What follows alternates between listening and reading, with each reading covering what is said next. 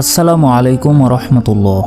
আজকে আমি আলোচনা করব ঘরে বিড়াল থাকলে কি হয়, বিড়ালের সাথে জিনদের কি সম্পর্ক এবং আমাদের কেন বিড়াল পুষতে হবে। এই সকল বিষয় সম্পর্কে এই ভিডিওতে আলোচনা করা হবে। আশা করি ভিডিওটা ভালো লাগবে। তো চলুন আর কথা না বাড়িয়ে শুরু করা যাক।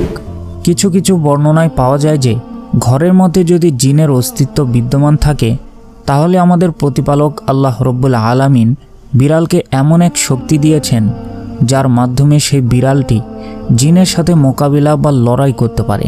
আরও ভালোভাবে বলতে গেলে ধরুন আপনার ঘরে একটা পোষা বিড়াল আছে যাকে আপনি খাবার দাবার দিয়ে লালন পালন করেন। তো ধরুন হঠাৎ করে একটা জিন আপনার ঘরে প্রবেশ করলো আপনার কোনো ক্ষতি করার জন্য। সেই সময় সে বিড়ালটা আপনাকে বাঁচানোর জন্য জিনের সাথে লড়াই করবে। যদি কোনো সময় মধ্যরাতে বিড়াল কান্না করে তাহলে বুঝবেন আপনার ঘরে কোনো জিন শয়তান প্রবেশ করছে। তখন আপনি আল্লাহর কাছে প্রার্থনা করবেন এবং আয়াতুল কুরসি পাঠ করবেন। আবার কিছু কিছু বর্ণনায় পাওয়া যায় যে ঘরে বিড়াল থাকে সে ঘরে জিন প্রবেশ করে না। আমাদের আশেপাশের দুঃখ, দুর্দশা এবং ডিপ্রেশন এমন একটি মোহমায়া সৃষ্টি করে যা আমাদের উপর আধিপত্য বিস্তার করার চেষ্টা করে। একটি গবেষণায় এমন তথ্য পাওয়া যায় আল্লাহ তাআলা বিড়ালের শরীরে এমন একটি ব্যাকটেরিয়া রেখেছেন যা আমাদের আশেপাশের বিদ্যমান থাকা নেগেটিভ এনার্জিকে নিজের মধ্যে শুষে নেয়, যার কারণে আমাদের মধ্যে থাকা ডিপ্রেশন, হতাশা অনেকাংশে কমে যায়। বিজ্ঞানীদের মতে যখন আমরা রাতের বেলায় ঘুমাতে যাই তখন ঘরের মধ্যে পুষে রাখা বিড়ালটি আমাদের শরীরের সমস্ত নেগেটিভ এনার্জিকে, অর্থাৎ নেগেটিভ এনার্জি বলতে দুশ্চিন্তা, হতাশা, এগুলোকে চুষে নেয়। তাই আমাদের প্রত্যেক মুসলমানদের উচিত বিড়াল পালন করা।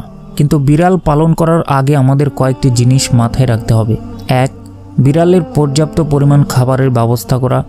যদি আপনি বিড়ালের পর্যাপ্ত পরিমাণ খাবারের ব্যবস্থা করতে না পারেন তাহলে আপনি বিড়াল পালন করতে যাবেন না। হাদিস শরীফে এসেছে, আবু হুরায়রা রাদিয়াল্লাহু তাআলা আনহু থেকে বর্ণিত, রাসূল সাল্লাল্লাহু আলাইহি ওয়াসাল্লাম ইরশাদ করেন, জৈনক মহিলাকে একটি বিড়ালের কারণে আযাব দেওয়া হয়। সে বিড়ালটিকে বন্দি করে রাখে, এ অবস্থায় সে বিড়ালটি মারা যায়। সে বিড়ালটিকে বন্দি করে রেখে পানাহার করায়নি এবং তাকে ছেড়েও দেয়নি যাতে সে জমিনের পোকামাকড় খেতে পারে। সহিহ বুখারী। এই হাদিস থেকে আমরা কয়েকটি জিনিস বুঝতে পারলাম। সেটি হলো, যদি আপনার ক্ষমতা না থাকে একটা বিড়াল পালন করার তাহলে তাকে পালন করতে যাবেন না। যদি আপনার একান্ত ইচ্ছা থাকে লালন পালন করার তাহলে তার পর্যাপ্ত খাবারের ব্যবস্থা করার ক্ষমতা থাকতে হবে। কোনো সময় একটা বিড়ালকে আঘাত দিবেন না। যদি আপনি বিড়ালকে আঘাত দেন তাহলে আল্লাহ অখুশি হন। শুধু বিড়ালের সাথেই নয়, আল্লাহ তাআলার সৃষ্টিকুলের সমস্ত জীবের সাথে ভালো ব্যবহার করার চেষ্টা করবেন, তাদের দয়া দেখাবেন। দয়াবানদের উপর দয়াময় আল্লাহ তাআলাও দয়া করেন। প্রিয় দর্শক, আজকের মতো ভিডিওটা এই পর্যন্তই। আশা করি ভিডিওটা ভালো লেগেছে। যদি ভিডিওটা ভালো লেগে থাকে তাহলে একটা লাইক দিবেন আর অবশ্যই চ্যানেলটি সাবস্ক্রাইব করে রাখবেন নতুন নতুন ভিডিও আপডেট পাওয়ার জন্য।